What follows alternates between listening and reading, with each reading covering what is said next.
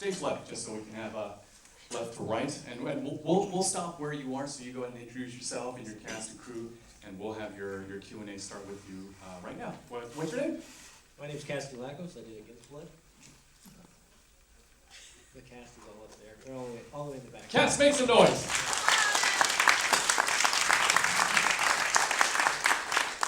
Against Blood? Yes, sir. Yep, okay, so we'll open up straight to the audience for Q&A, because this is your film screening. So audience members, Against Blood, we have them in attendance. Who has some questions for them?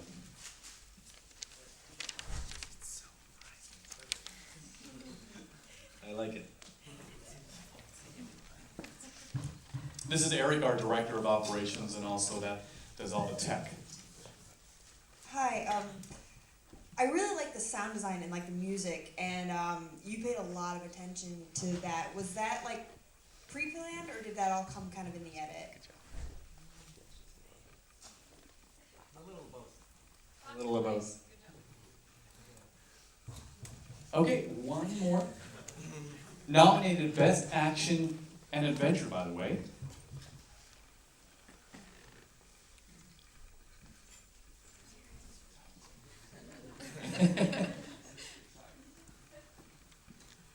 Hi, I have a question about the relationship between two brothers. Go ahead.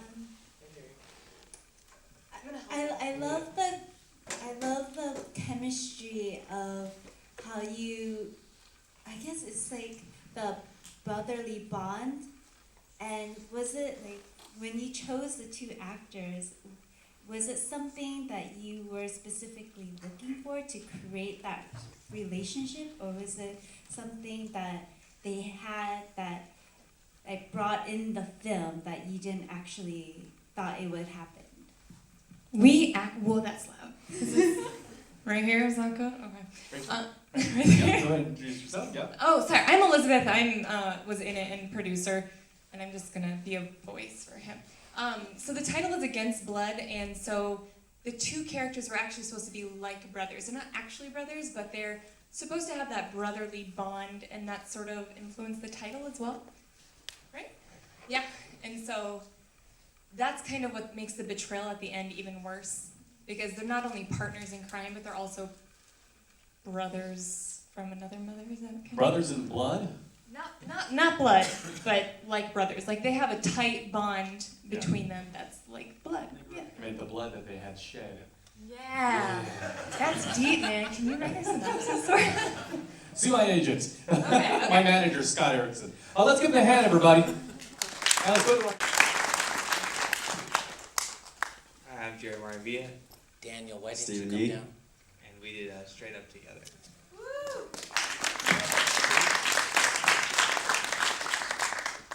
We have Andreas in attendance, who starred as Max, Ross Willett, Richard, also Melanie Padernal, and Chance over there. All right, everyone's Unfortunately, he's not wearing a crop top. Well, I found it it was coming of man, but it was coming of gay/straight man. That was kind of my observation. On that note, this is the Q&A for the audience. Audience folks, go ahead and raise your hand if you have a question for Straight Up. Question right there. In regards to that, was it particularly more of a sexual orientation, or just like sort of what defines masculinity nowadays?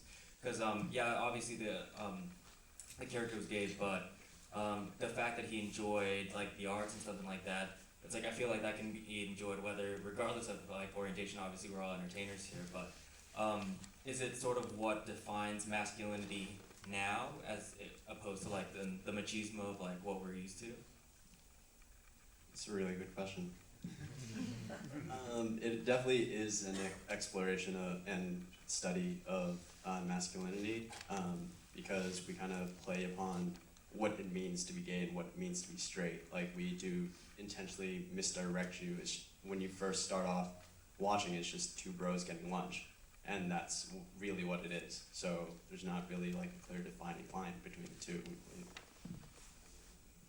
Yeah, just to basically echo what Steven said, and just how maybe you might perceive your sexuality more from external sources than what you actually believe inside and what it is that you actually want yourself. All right, very neat. No, great job. Thank you, Barry. Let's give him a hand, everybody. Now we'll move next to the next film. Go ahead and introduce yourself. I'm Chris Chaplin. This is Michael Tower from East of Hollywood. Nominated Best Comedy, Best Actor, Michael Cho, Best Original Script, Best Cinematographer, and Best Edited. Now, what type of support have you been seeing from the Asian American film community, Chris or Michael? Yeah, it's been a great support. I think it's a very relevant topic right now. It's been a relevant topic for many years, but especially with the Oscars and everything that's happened, all the changes that have been, there's been a lot of improvement this year. But still, the roles are few and far between, and when they are, they're very stereotypical. These are all stories based upon my real life experiences, and unfortunately, I am fourth generation American, and yet probably 75% of the auditions I go for, I have to play a foreigner. I have to speak a different accent. I have to have an accent. I have to play a different language. And it's unfortunately that, and I joke around with my daughters, like one of these days, like my main goal is to play an American. I was in the lobby, and let's just say I haven't seen the film, even the dialogue, without seeing it on the screen. It was moving, and I really could visualize and envision kind of the struggle that the cast or the actors were going through. On that note, audience members, do we have questions for them?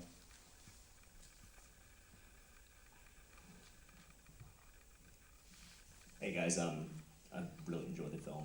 I really laughed a lot. It was my first time seeing it. I heard so many great things just through social media and people I knew in Boston and the East Coast. That was it was just it was great. It really, really was, and it really hit me quite deeply as an Asian American actor.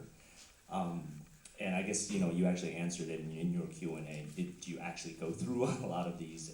Do you see now in 2015, 2016? Do you go through this personally as an actor working in our industry now? Yeah, I mean, here's one story. I went in for a network pilot in New York, and it was for a Tai Chi master. So they wanted us to come in a Tai Chi robe, and which makes sense, right? So, but the thing is, I couldn't take the audition with the rest of the other actors, and so I had to do it with just a different time where the other roles were being cast. And so when I walked in, and it was nothing wrong, so I came with the Tai Chi robes, walked in, and it was with every other role in the pilot. But every other role were regular actors in just regular clothes. And here I am walking in with the Tai Chi outfit. And it's one thing if you kind of do it and everyone is like that, because you say that's the role. But then when you say, well, obviously it's that, I'm Asian, I'm playing for the role, this is the role that I'm going for. And I have to play such a strong stereotype that's not who I am, not who most Asians are, and everyone else just played normal, regular characters. And that to me, it was such a shock. And it was not just uncomfortable for me, it was uncomfortable for everyone else who was auditioning. They could see the stereotypes in play too, and they didn't like it either. And sorry, I'm just going to jump on that. And is there plans for a longer version of this in the future? Yeah, we're currently working on a feature version of this because the story was originally written to be a feature following more than just one character. We wanted to get a stronger female perspective and so on. And we had a little bit of that in here, but we mainly focused on Mike's storyline. So we're excited to kind of explore a feature-length documentary that shows different angles and a whole new world of stereotypes that we haven't even hit on yet. Let's go on to our next film, folks.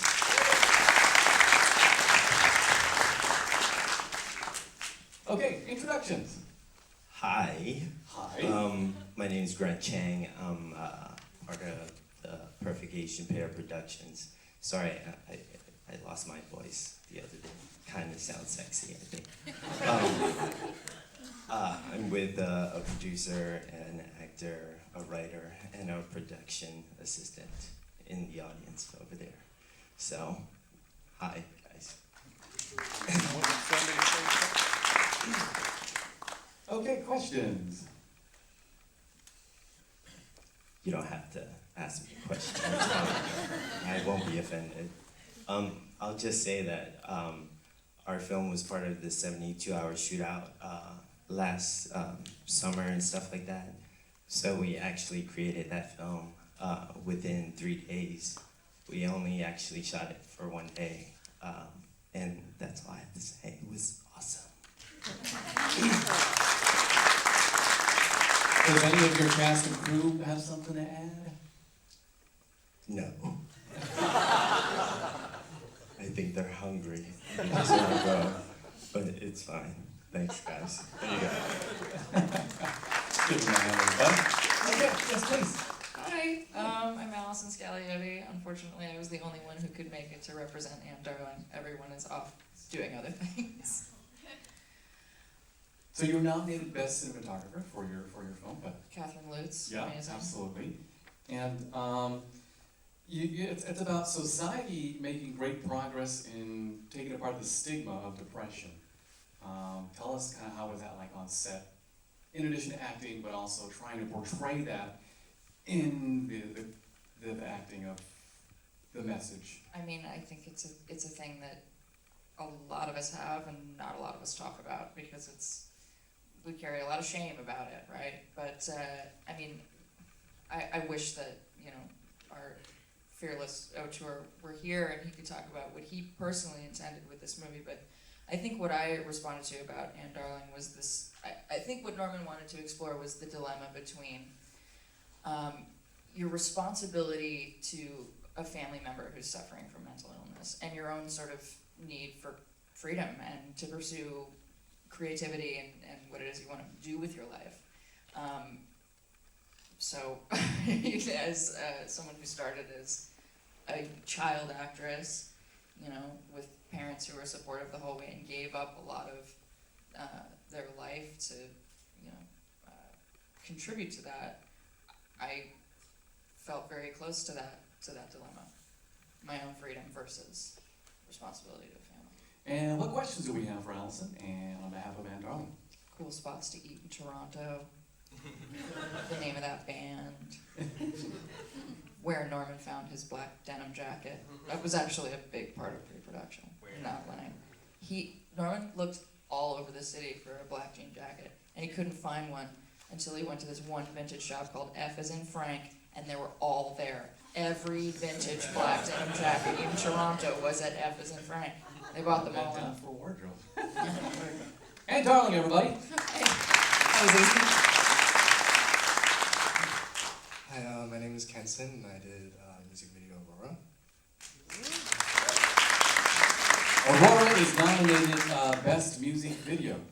And let's open up the floor to questions.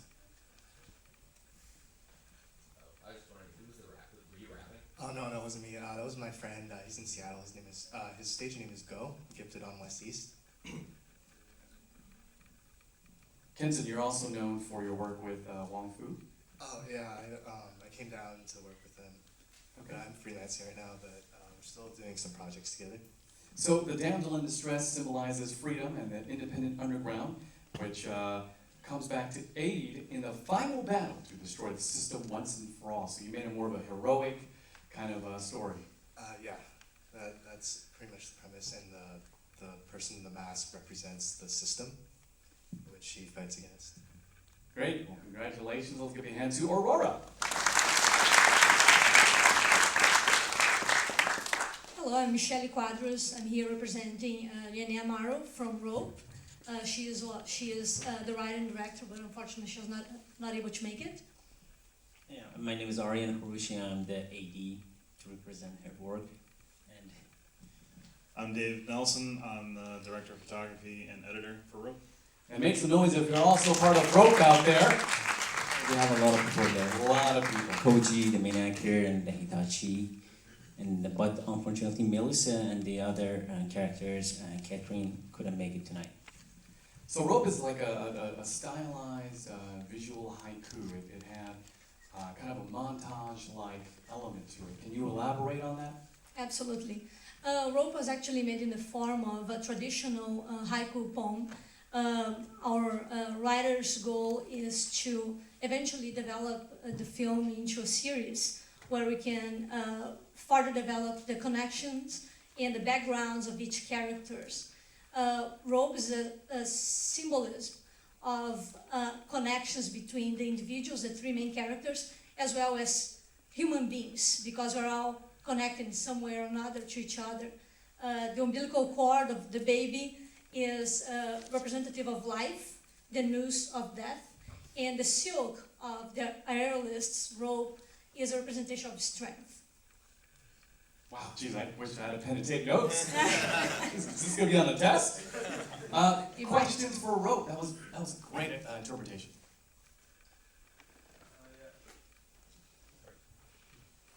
One question and then we'll wrap. As we're running the mic over, I want to remind everybody on their little pull tabs, pick your favorite film and we'll collect it at the end. Quickly exit bottom and front of house so we can get the next house rolling. Question, go ahead. Thank you very much for the film.